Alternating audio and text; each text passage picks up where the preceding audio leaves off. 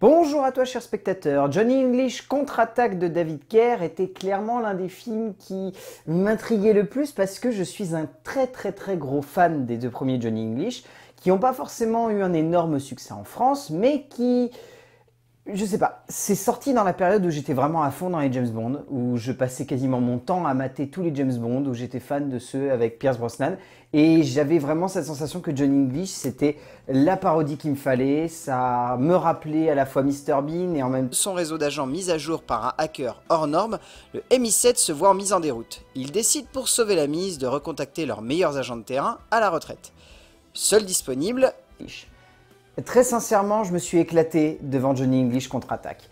C'est bien meilleur que le deuxième film, qui lui était un divertissement très classique et qui peut-être se prenait un peu trop au sérieux et du coup avait tendance à avoir ce côté décalé beaucoup moins, on va dire, fun. Ça avait un petit côté, comment dire, ça avait un petit côté Hot Shots 2. C'est-à-dire que le premier Hot Shots, c'est une petite tuerie. Là, le premier Johnny English, c'était génial.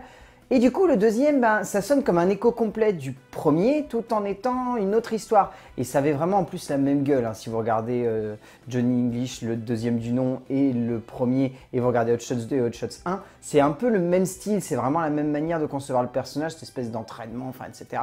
Et ce troisième volet, je trouve, est plus intéressant que le deuxième, à ce petit côté très, on va dire, ça a vraiment un côté Skyfall, clairement assumé. Ça a également un petit côté Spectre, tout en allant piocher plein de références un petit peu partout. C'est pas pour rien qu'il y a Olga Kurylenko dans le casting, c'est que ça rappelle évidemment Quantum of Solace. Mais il y a tous ces petits trucs-là en fait qui, en tant que fan de James Bond, me font adorer le film, me font prendre un pied monumental. Et en plus, la présence captivante de romans d'espionnage et de tout ce qui me fait kiffer dans la parodie et dans le pastiche. C'est ça qui fait que pour moi, Johnny English Contre-Attaque est un bon film.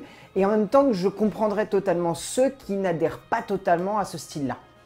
le genre de la parodie ou du pastiche est par certains vu comme un sous-genre qui a du mal à percer pleinement puisque considéré comme un peu trop difficile à concilier avec la création d'un véritable fond dramatique et cinéma. Donc de nous livrer une troisième aventure aux péripéties folles de l'agent britannique le plus sous-doué possible, mais pas le moins débrouillard. Et c'est peut-être cela qui fait une nouvelle fois la force et la forme d'un métrage qui ne manque pas d'énergie, peut-être un peu de neurones, mais qui fonctionne de bout en bout avec une certaine forme de panache.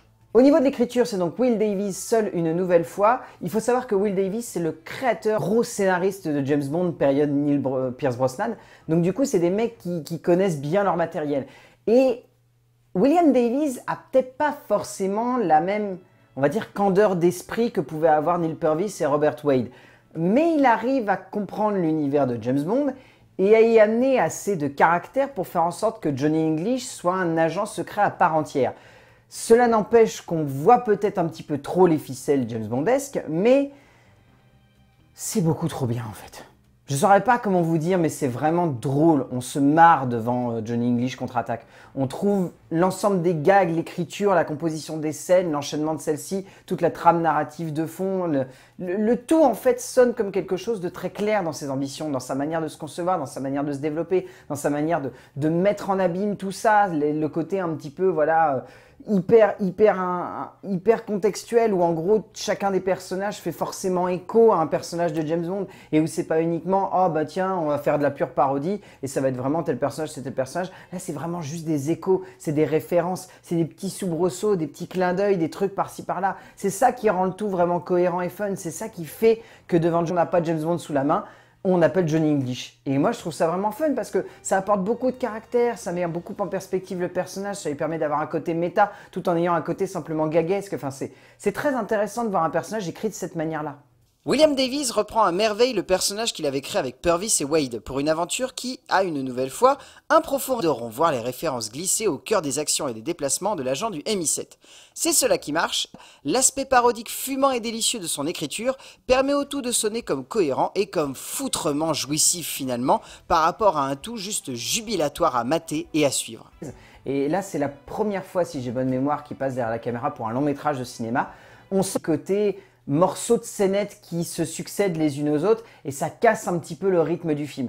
Pour autant, ça n'est pas ça qui freine, on va dire, l'inventivité de David Kerr. David Kerr, on sent qu'il a envie de ne pas se limiter uniquement à une petite fresque d'espionnage. Il a envie de faire un truc grandiose, un truc qui s'éclate avec des espèces de sketchs complètement délirants. Et ce sketch en réalité virtuelle qui est bien montré dans la bande-annonce, mais qui est encore plus délirant lorsqu'on le voit dans le long métrage. Enfin, il y a plein de petits trucs comme ça. Le meilleur agent possible mais il a un égocentrisme de dingue et il est persuadé de tout connaître, alors qu'en fait, il ne connaît rien. C'est ça qui est génial. Le personnage est un super agent sur le papier. C'est un très mauvais agent de terrain. Moi, j'adore. Je trouve que ça apporte beaucoup de caractère au personnage, ça apporte beaucoup de densité, ça lui permet d'avoir une vraie candeur, une vraie puissance et une vraie, on va dire, hauteur d'esprit, sans être pour autant un débile consanguin. Ce côté un petit peu décalé du personnage et amène du coup des gags qui sont du coup encore plus drôles par le biais de ça. David Kerr s'empare à merveille du personnage et livre une scénographie certes peu originale, mais dans la pure idée de cette conception que l'on pourrait avoir du pastiche, en reprenant des gimmicks de réalisation, métrage. C'est cela qui rend le tout parfaitement digeste et surtout énergique et punchy. Cette idée que même si ce n'est pas forcément hyper original, le tout étant clair dans ses intentions et dans sa manière d'avancer et de se développer, on accepte finalement ce qui pourrait n'être qu'une certaine forme de facilité ou de complaisance auto-satisfaisante au sein du genre. En termes de casting, j'ai beaucoup aimé Emma Thompson. Elle joue très bien les hystériques et elle arrive à exploser le plafond durant certaines scènes, c'est à mourir de rire. Olga Kurylenko est excellente. Une nouvelle fois, elle fait une très bonne James Bond girl, même si je trouve ça très juste. Et évidemment, il y a ce magnifique acteur principal que moi je ne peux que chérir dans mon cœur puisqu'il a été Mr Bean et il restera, même s'il est Johnny English, Mr Bean. Il y a eu quelques scènes où honnêtement on voit Mr Bean, on voit pas Johnny English. Rowan Atkinson est un acteur de comédie juste parfait et ici une nouvelle fois, il délivre une prestation folle et terriblement jouissive du personnage, son jeu avec le corps et les mimiques étant tout simplement impérial.